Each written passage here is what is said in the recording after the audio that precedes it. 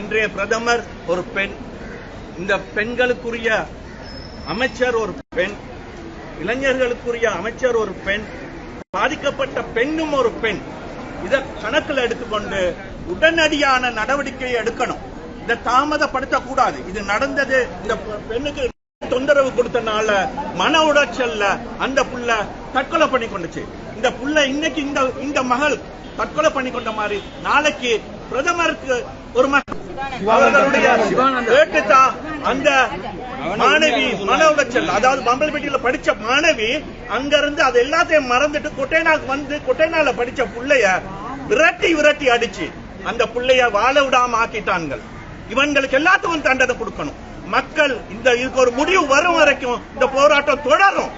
இந்த போராட்டம் தொடரும். அதனால கௌரவத்துக்குரிய ஜனாதிபதி அவர்களே இதுக்கு உடனடியாக நடவடிக்கை எடுக்க வேண்டும். பிரதமர் அவர்களே, நீங்களும் ஒரு பெண், இந்த பெண்ணுக்கு நடந்த அநியாயத்துக்கு உடனடியாக ஒரு தீர்வு எடுக்கப்பட வேண்டும்.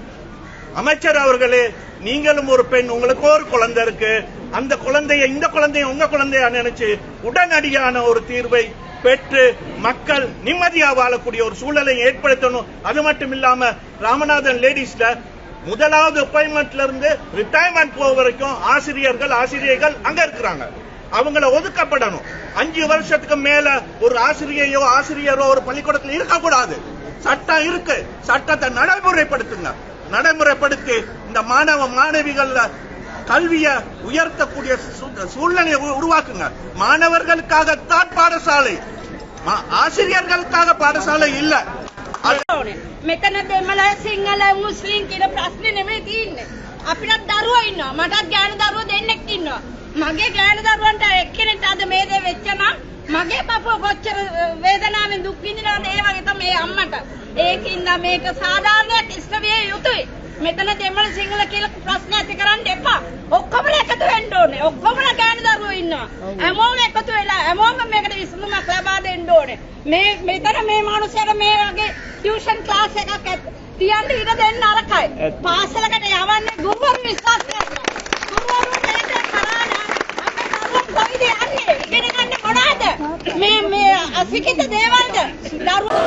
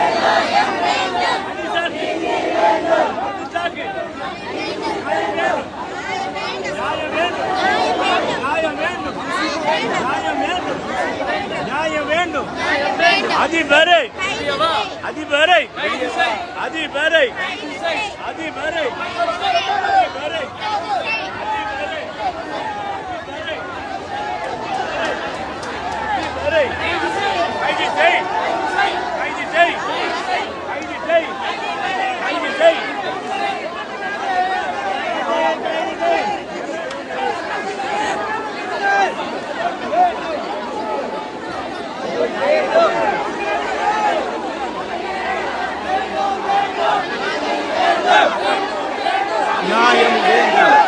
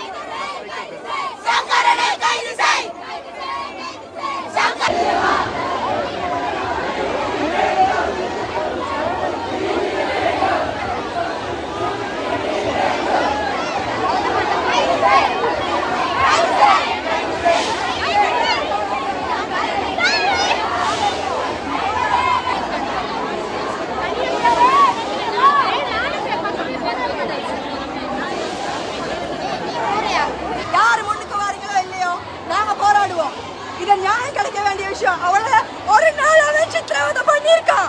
இந்த சமூகம் ஒவ்வொரு நாளும் அவளை சித்திரவதை பண்ணிருக்கீங்க. ஒவ்வொரு நிமிஷமும் சித்திரவதை பண்ணிருக்கீங்க. யாரு ஃப்ரெண்ட்ஸ் எல்லாம் யாரு? நாங்க இத்தனை வயசுக்கும் இந்த ஃப்ரெண்ட்ஸ் கிட்ட தான் எங்க கஷ்டத்தை சொல்லி அழுவோம். ஏன் அவளை எல்லாரும் ஒதுக்குனீங்க? யாருமே அவளை கிட்ட எடுக்கல. ஏன் அந்த பிள்ளைக்கு யாராவது பக்கத்துல இருந்திருந்தா இப்படி பண்ணிக்கிட்டு இருக்க மாட்டோம். இன்னைக்கு அவ இறந்து போனதால இத்தனை பேர் போராடுறீங்க. ஏன் ஒருத்தர் கூட அந்த டைம்க்கு அவருக்கு துணையா இருக்கல? இந்த உண்மையை வெளியே கொண்டு வரல. ஏன் கொண்டு வரல? உண்மையை பேச பயப்படாதீங்க. எப்பவுமே உண்மையை பேச பயப்படாதீங்க. பொம்பளை பிள்ளைங்க பயம் இல்லாம சொல்லுங்க. எவனாவது கை வச்சா கத்துனா அடிங்க, கண்ணத்துல சாகடிங்க. எவனாவது எங்க உடம்ப தொடறதுக்கு அவனுங்க யாரு? ஏன் உடம்ப தொடறதுக்கு அவன் யாரு? அரைங்க கண்ணத்துல. இது கட்டாயப்படுத்தப்படுற எல்லா ஸ்கூல்லையும் கட்டாயம் குட் டச் பேட் டச் பிள்ளைகளுக்கு முதல்ல படிச்சு கொடுங்க. பொம்பளை பிள்ளையோ ஆம்பளை பிள்ளையோ குட் டச் பேட் டச் சொல்லி கொடுங்க.